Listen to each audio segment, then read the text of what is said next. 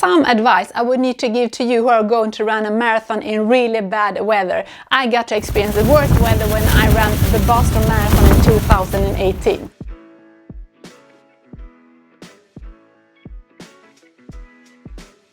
Hi, do you need some real useful advice before your marathon race? And I don't mean advice like what you're supposed to do the weeks before your race. In this video I will tell you everything you need to know that will make your race less tough, and you will also probably run faster. If I look back at my first marathon race that I ran 13 years ago, how little did I know in regards to what I know today. And since then I have completed 1 to 2 marathons a year, and I have learned so much through trial and error. Had I known what I know today, it would have saved me some sweat and tears, and my progress curve would have gone faster. So I ran my first marathon in 4 hours and 36 minutes, and this fall I ran 2 marathons in 2 weeks, and both in less than 3 hours and 15 minutes. So although I'm 13 years older, I nowadays run my marathons 18 minutes faster. So here are my best marathon advice that will make you prepared on race day, and you will probably enjoy your race more than I did some years ago. I will first start by giving you some advice on what to think of the days before the race. Try not to walk as much the day before the race. I have done that several times, and especially when the race is in a new city I haven't been to before. And also if it's a major race with a big exhibition where you have to go and get your bid tag, then sometimes you can end up walking around that exhibition for hours, even if it was not intended to be so. So if you really want to enjoy the exhibition, go there a couple of days before the race, and if that's not possible, you shouldn't be there for too long. And although I think you should rest your legs the day before, I believe in a short and easy run for about 15 to 20 minutes the day before. That can help both your nerves and your legs to be fit for race day. So what about food the day before? Feel free to eat carbohydrates but not fat. In the past I always ate a pizza the day before, but I felt heavy on race day, so now I eat some kind of rice dish, and it's usually sushi. It's a lot of carbs but not so much fat. And I also drink fluid replacement. As a personal preference, I experience that it's for lunch the day before that you should eat the biggest meal and load it up with carbohydrates. Then for dinner you can eat something lighter. If you're a person who knows with you that you will sleep badly the day before, like me, it doesn't matter too much if you instead make sure to get a good sleep the days before. This also applies if your race starts early. If you have had a good sleep the days before, then you can cope with a night of poor sleep, and you don't have to feel so stressed about it. So now let's talk about shoes and clothes. When it comes to shoes, I think if you can afford to run with a pair that the elite runners wear, then you should do that. It doesn't matter if it's Nike, Saucony, Adidas or any other brand.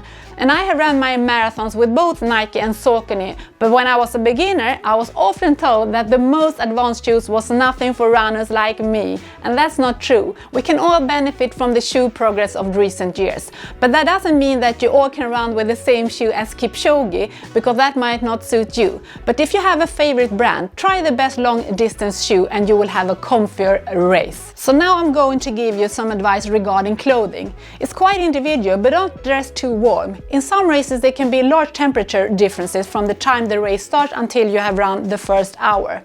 And especially in warm countries where the start usually goes early in the morning to avoid the worst heat. But if you ran a marathon in say 4 hours, then it will still be very hot the second half. And you can run with a worn sweater that you can throw away along the way later on. Or you can just run with arm sleeves that you roll down your wrist when it gets warmer.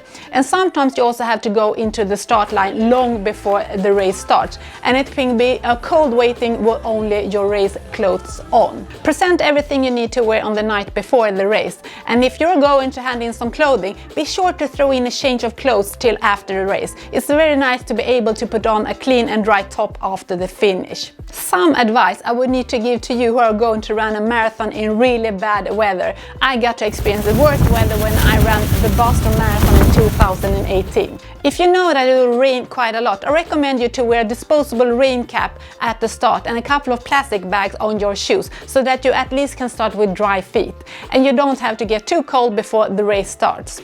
Shades and a cap doesn't only apply when the weather is nice and sunny, it can also be needed when it's windy and rainy, so to protect your face and your eyes.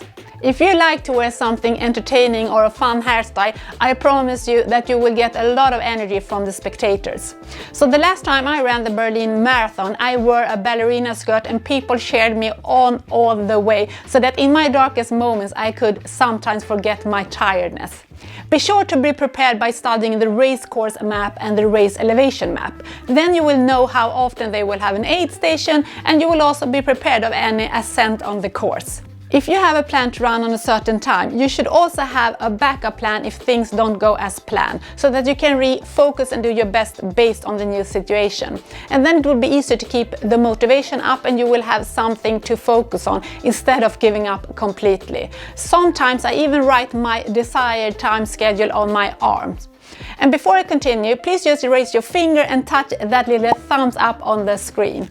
And if you like content like this, you should subscribe to my channel to be sure not to miss any of my weekly uploads.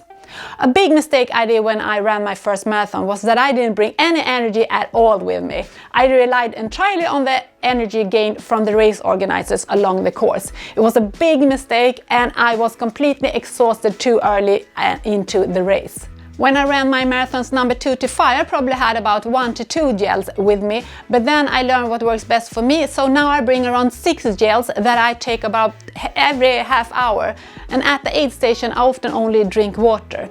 Be sure to bring energy and make up an energy plan, and try to stick to your energy plan all the way. When you are tired at the end and your brain is not that smart anymore, it's even more important to have a plan. And the only thing that makes me change it is if I get a stomach problem, and then I skip a gel, but as soon as I feel better I continue with my plan. Having energy during the race is a must in order to cope with the marathon distance.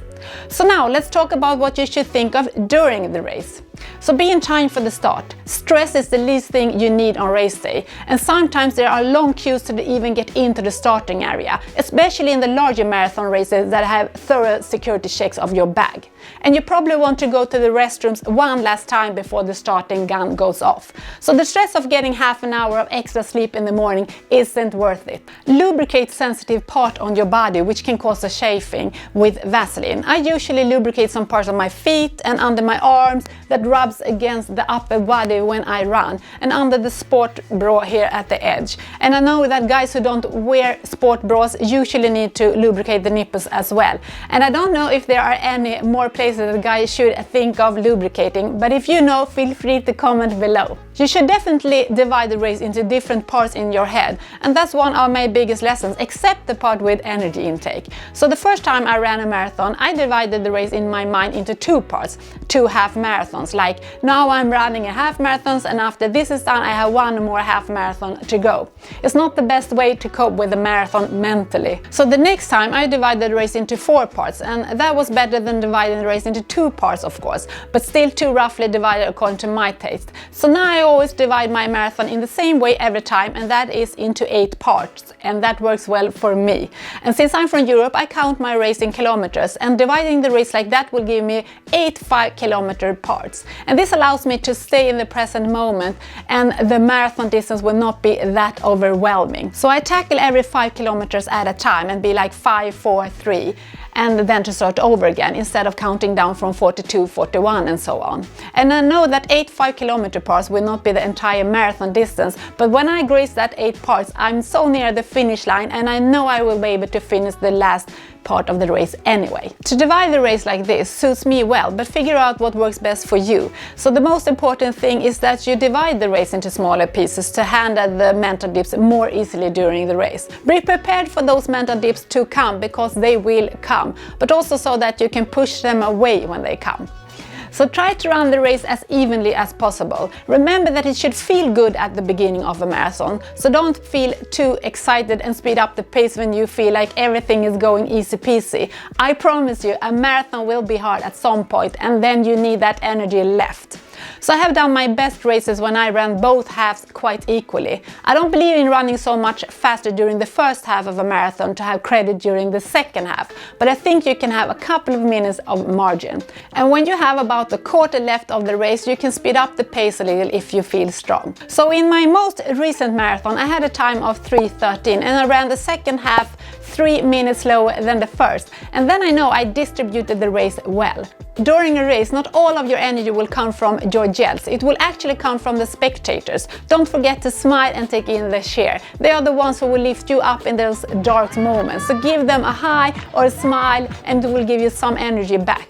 And I think those wonderful supporters who are along the race deserve a smile when they cheer on you, who they don't even know.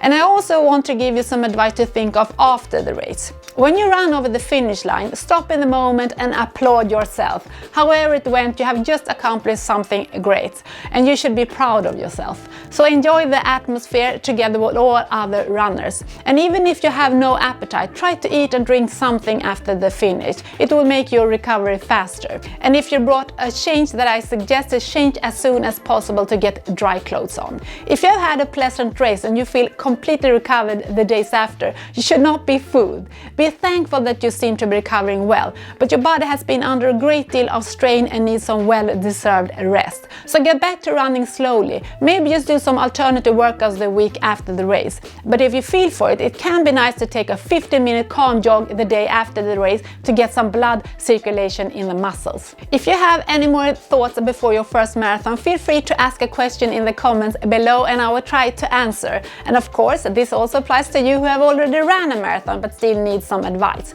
And if you are about to run your marathon, you should also watch this video where I give you my why, how and when you should do your long runs. And have a nice run and I see you soon. Bye!